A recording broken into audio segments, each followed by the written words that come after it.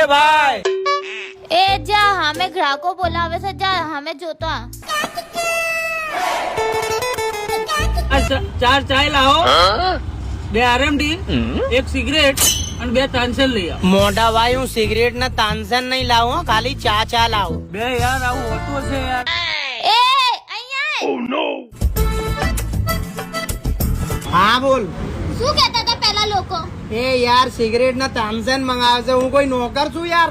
એ ગાંડા તો એમાં શું, આપણે ગ્રાહકી જમાવવા માટે બધું કરવા પડે. બાજુમાં ગલ્લો છે, લેતો આજા.